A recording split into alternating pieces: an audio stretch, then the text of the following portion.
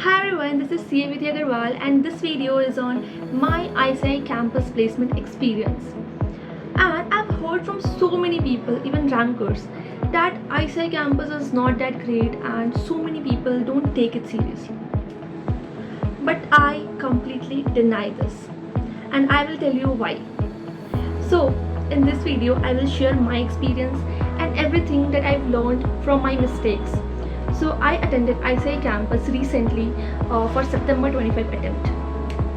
So hi all new CAs and I know आपके mind में बहुत सारे क्वेश्चंस होंगे लाइक कौन सा सेंटर चूज़ करना है, then how to tackle physical interview, company कैसे शॉर्टलिस्ट करेगी, आपको किसको कॉन्सेंट देना है एंड ब्ला ब्ला ब्ला. बहुत सारे क्वेश्चंस होंगे माइंड में and I am here to answer all your question क्योंकि अभी मैंने रिसेंटली अटेंड किया था ICI कैंपस एंड मैंने भी बहुत मिस्टेक्स किए थे and I will tell you कि आप कैसे अवॉइड करो वो मिस्टेक्स को.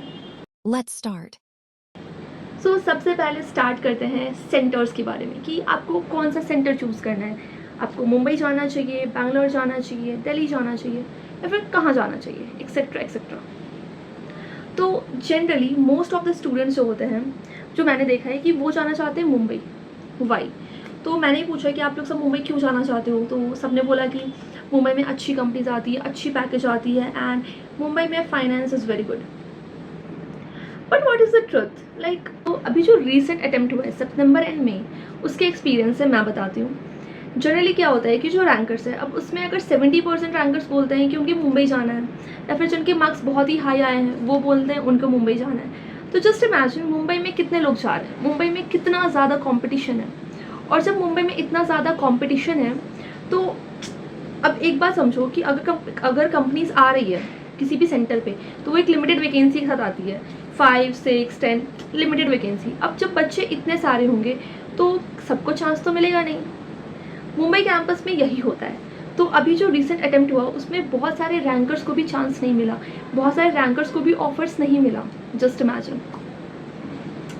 कैंपस में होता क्या है? तो जनरली क्या होता है कि आपका जो कैंपस होता है वो 5 डेज़ का होता है. सितंबर में वो 4 डेज़ का था. फर्स्ट डे इस प्रीमियर डे. उसमें क्या होता है, जनरली जो बहुत ही अच्छी कंपनीज होती है, जो हाई पैकेज पे आती है, वो फर्स्ट डे आती है. एंड जैसे जैसे दिन जाता है आपका जो पैकेज है वो रिड्यूस होते जाता है. सो फर्स्ट डे जो आती है आई गेस उनका मिनिमम जो होता है, I am not sure but I guess वो 20 LPA मिनिमम उनका रहता है. And this is CTC, I am not adding fixed, this is CTC. तो उनका CTC मिनिमम आई गेस 20 ऐसे रहता है. तो उनको फर्स्ट डे आना होता है और जैसे ही आगे जाता है तो उनका पैकेज रिड्यूस होते जाता है. अब प्रीमियर डे पे किसको चांस मिलता है? तो प्रीमियर डे पे चांस मिलता है जो कि रैंकर्स हो उनको तो मिलता ही है. देन जिनका भी मार्क्स लाइक बहुत जगह मैंने देखा है मार्क्स अगर आपका 60% या उसके हाई है तो आपको भी फर्स्ट डे पे चांस मिलता है. ऐसे बहुत सारे क्राइटेरियाज होते हैं. तो अभी अगर हम सेंटर की बात करें क्या चूज़ करना है, तो सेंटर जस्ट बिकॉज कि आपको कोई बोल रहा है कि वहाँ जाओ या फिर मुंबई जाओ, यहाँ जाओ, आपको उस बेस पे नहीं जाना है. आपको देखना है पास्ट, क्योंकि लिस्ट लेट से आता है तो आपको देखना है कि जो लास्ट अटेम्प्ट हुआ है उसमें कैसी कैसी कंपनीज कौन से सिटी में आती है, कैसी कंपनीज आती है, क्या पैकेज के साथ आती है. एंड जब मैं पैकेज बोल रही हूँ, CTC नहीं देखना है, आपको फिक्स देखना है क्योंकि CTC से आपको कुछ नहीं समझ आएगा. आपको फिक्स पता करना है कि वो कंपनी क्या फिक्स दे रही है. तो आपको सेंटर के लिए देखना है कि कंपनीज कैसी आ रही है, कितनी कंपनीज आती है. कंपनीज आ रही है ठीक है, बट अच्छी कंपनीज कितनी आ रही है, कौन से डे पे आ रही है, क्या फिक्स्ड पे के साथ आ रही है वो, एंड क्या रोल के साथ आ रही है. इस बेस पे आपको डिसाइड करना है. एंड प्लस कंपटीशन देखना बहुत ही इंपॉर्टेंट है. आपको अभी नहीं समझ आएगा बट कैंपस के बाद आपको समझ आएगा कि मैं ये क्यों बोल रही हूँ, कंपटीशन बहुत ही इंपॉर्टेंट है. तो इस बेस पे आपको डिसाइड करना है कि आपको कौन सा सेंटर जाना है. मैं गई थी बैंगलोर क्योंकि मैंने बैंगलोर में इंडस्ट्रियल की थी, मैं वहीं पे थी, सो मेरे लिए वो कन्वीनियंट था. And literally Bangalore campus was amazing. I guess कि जितने भी बच्चों ने बैंगलोर कैंपस मतलब जितनों ने भी अटेंड किया था मैक्सिमम को ऑफर मिला है. मैं तो फर्स्ट डे ही गई थी तो उस दिन मैंने देखा था कि बहुत सारे लोगों को मिला है. मतलब अगर मैं बाकी जगह से कंपेयर करूँ तो उस बेसिस पे ज़्यादातर लोग को ऑफर मिला है बैंगलोर कैंपस पे. एंड बैंगलोर कैंपस पे अच्छी कंपनीज आई थी विद गुड पे. तो अभी तो ये रिसेंट का था बट आप ऐसे एनालाइज करके देखोगे आपको कौन सा सेंटर जाना है. नाउ सेंटर हो गया, ठीक है. So next is short listing, कि कंपनी आपको किस बेस पे शॉर्ट लिस्ट करती है. तो जैसे मैंने अभी आपको बताया कि जो प्रीमियर डे होता है वो जनरली रैंकर्स को तो करते हैं, फिर वो जो जिनका मार्क्स बहुत हाई होता है, तो वो रैंकर्स नहीं, बट जिनका मार्क्स बहुत हाई है उनको भी करती है। तो उनके डिफरेंट डिफरेंट क्राइटेरिया होते हैं। लेट्स से किसी का होता है कॉलेज होना चाहिए, किसी का होता है बिग 4 होना चाहिए, या फिर टॉप 10 फर्म होना चाहिए, या फिर आपका इंडस्ट्रियल ट्रेनिंग होना चाहिए, या फिर किसी को चाहिए होता है कि आपका मार्क्स इतना होना चाहिए, हाई होना चाहिए, और आपका एक्सपेक्टेड पैकेज। जब आप फिल करोगे ना अपना ये ICAI कैंपस का जो लिस्ट होता है उसको फिल करोगे, रजिस्टर करोगे, तो उसमें एक ऑप्शन आता है कि आपका एक्सपेक्टेड पैकेज क्या है। उस बेसिस पे भी शॉर्ट लिस्टिंग होती है। लेट्स से आपने 15 LPA डाला, अब अगर कंपनीज 10 LPA 11 LPA दे रहा है तो ऑफकोर्स वो आपको शॉर्ट लिस्ट नहीं करेगी, जनरली नहीं करती है, क्योंकि वो आपको उतना ऑफर ही नहीं कर पाएगी। तो वो भी उनका एक शॉर्ट लिस्टिंग क्राइटेरिया होता है। नेक्स्ट ये भी होता है कि आप जब रजिस्टर करते हो तो आपको अपना रोल लिखना होता है। रोल इन द सेंस कि बिग 4 में, या फिर जब आपने आर्टिकलशिप की, इंडस्ट्रियल ट्रेनिंग की, तो आपका क्या रोल था वो आप डिस्क्राइब करते हो। तो वो आपको बहुत ही अच्छे से डिस्क्राइब करना है, क्योंकि वो भी एक बेसिस होता है शॉर्ट लिस्टिंग का। तो ऐसे डिफरेंट बेसिस होते हैं जिसके बेस पे वो शॉर्ट लिस्ट करते हैं। एंड जब आप वो शॉर्ट लिस्ट करेंगे ना, तो साइड में डिटेल्स होता है, उसमें वो मेंशन करते हैं कि उनका क्या क्राइटेरिया है, मतलब किस बेसिस पे उन्होंने आपको शॉर्ट लिस्ट किया है, ये रहता है। So this is about short listing. Now let's talk about mistakes, कि मैंने क्या मिस्टेक्स की थी एंड आपको जो अवॉइड करना है। बट उससे पहले एक मिथ है जो कि सब सोचते हैं, बट ऐसा होता नहीं है, कि ICAI कैंपस पे जो भी कंपनीज आ रही है, या फिर जिसको भी आपने कंसेंट दिया है, आप उसका इंटरव्यू दोगे, चीज़ें इजीली मतलब स्मूथली फ्लो होगी, आप 1 by 1 इंटरव्यू दोगे। ऐसा नहीं होता है, चीज़ें ऑर्गेनाइज नहीं होती है, चीज़ें स्ट्रक्चर्ड नहीं होती है। स्टार्टिंग में सब चीज़ अच्छा लगता है, बट धीरे धीरे क्या होता है कि बहुत रश हो जाता है, सारी कंपनीज रश में होती है, आपको भी हर जगह इंटरव्यू देना है, एक लंबी सी लाइन लग जाती है कैंडिडेट्स की, तो कुछ भी स्ट्रक्चर्ड नहीं होता है। इसीलिए इसी की वजह से बहुत सारी मिस्टेक्स होती है जो आपको अवॉइड करनी है। सबसे पहला क्या होता है, प्रायोरिटाइज योर कंपनी।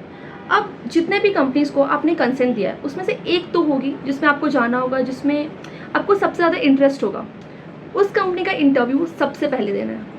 क्योंकि बहुत बार ऐसा होता है कि कंपनी जब लिमिटेड वैकेंसी के साथ आती है और वो फिल हो जाती है, तो फिर वो आपका इंटरव्यू नहीं लेती है, या फिर अगर वो लेती है तो वो एक फॉर्मेलिटी होती है। तो अगर आपको किसी कंपनी में जाना है तो आपको उसको प्रायोरिटाइज करना है, सबसे पहला इंटरव्यू वहीं देना है। मैंने खुद कंसेंट दिया था 4 कंपनी के लिए, बट मैं इंटरव्यू सिर्फ 2 में दे पाई थी, क्योंकि मुझे टाइम ही नहीं मिला। क्या होता है कि आप जब किसी कंपनी में जाते हो तो पहला वेटिंग टाइम, फिर इंटरव्यू टाइम, फिर अगर और राउंड है तो उसका टाइम, फिर उसके बाद वो आपको ऑफर देते हैं, वो सोचने का टाइम, उसमें बहुत टाइम जाता है। एंड फिर आप जब दूसरे कंपनी में जाते हो इंटरव्यू देने, तो वहाँ पे एक लाइन होती है, उसमें वेटिंग टाइम, तो सेम प्रोसेस चलता है। तो ये सब की वजह से क्या होता है कि जो कंपनी, बाकी कंपनी जिस पर आप अभी नहीं जा रहे हो, अगर उनके वैकेंसीज फुल हो गए तो फिर वो आपका नहीं लेते इंटरव्यू। एंड मेरे साथ सेम हुआ था, तो मैं 2 में दे पाई थी। इसीलिए जब आप चाहो तो आपको प्रायोरिटाइज करनी है कि कौन सी कंपनी में आपको इंटरव्यू देना है, एंड सबसे पहले आपको वहीं जाना है।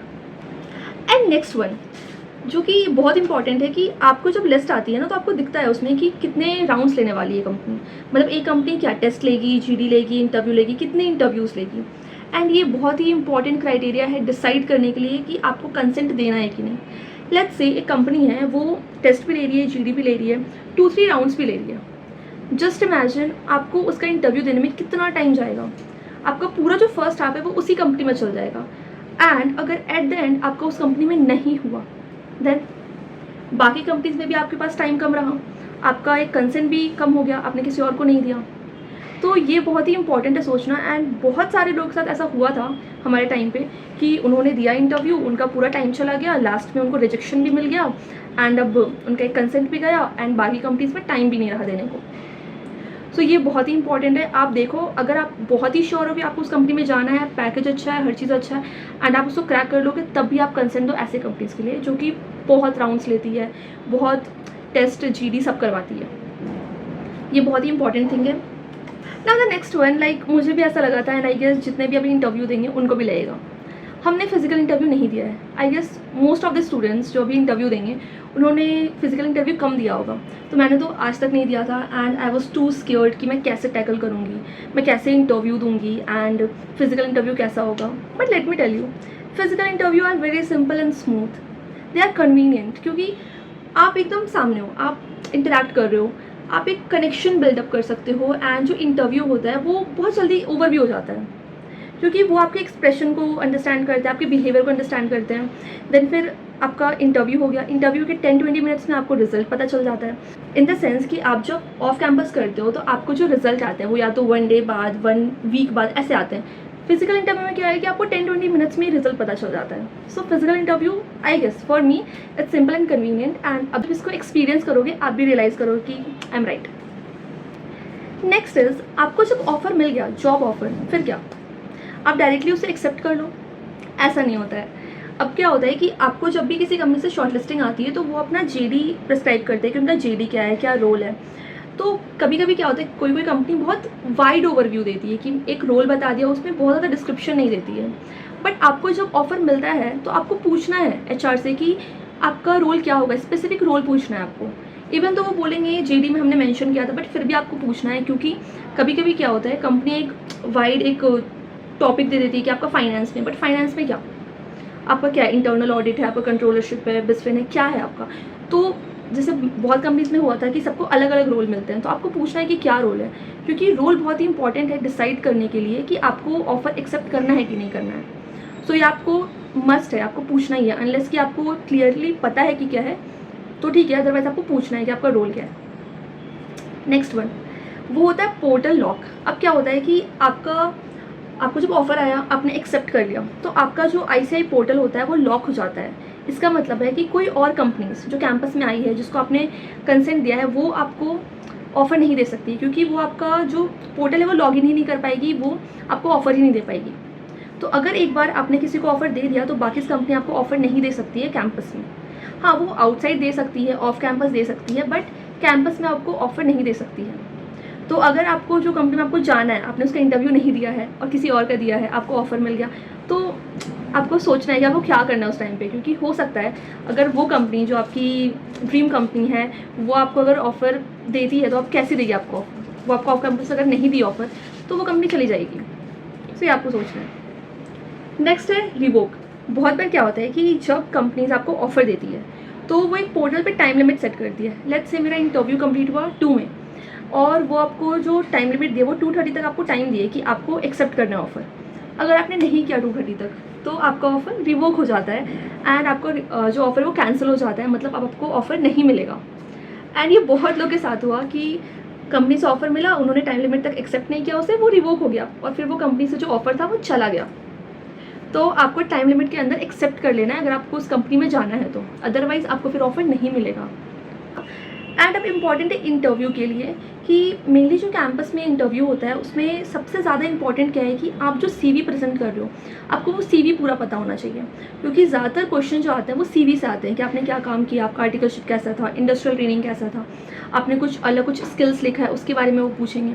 तो सीवी आपको एंड टू एंड पता होना चाहिए।